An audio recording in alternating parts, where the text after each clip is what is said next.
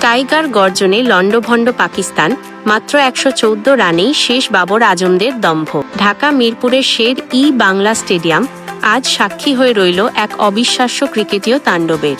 যে পাকিস্তানের batting line up নিয়ে এত আলোচনা, বাংলাদেশের বোলারদের বিষাক্ত সুইং আর স্পিনের সামনে তারা আজ কার্যত খড়কুটোর মতো উড়ে গেছে।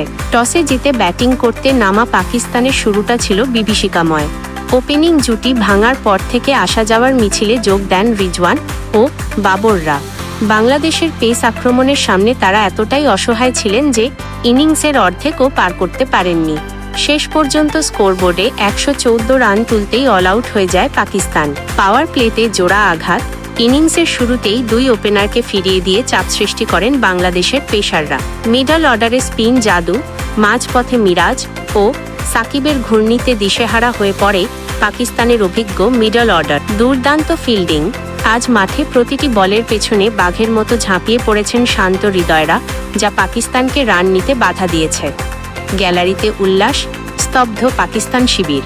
১১৪ রানে অল আউট করার পর মিরপুরের গ্যালারি এখন উৎসবে মাতোয়ারা। পাকিস্তানের শক্তিশালী ব্যাটিং লাইন আপকে এভাবে গুড়িয়ে দেওয়া বাংলাদেশের আত্মবিশ্বাসকে বহুগুণ বাড়িয়ে দিয়েছে। জয়ের জন্য বাংলাদেশের লক্ষ্য এখন মাত্র ১১৫ রান। আজকের বোলিং স্পেলটি ছিল বিশ্বমানের। আমরা জানতাম লাইন লেংথ ঠিক রাখলে ওরা ভুল করবেই, আর সেটাই হয়েছে।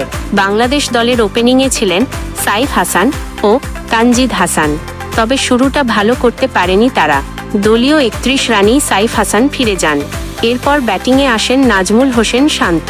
তিনি লিটন দাসের সাথে মিলে দলের হাল ধরেন এবং বাংলাদেশকে জয়ের বন্দরে নিয়ে যান। বাংলাদেশ মাত্র ২ উইকেট হারিয়েই লক্ষ্যে পৌঁছে যায়।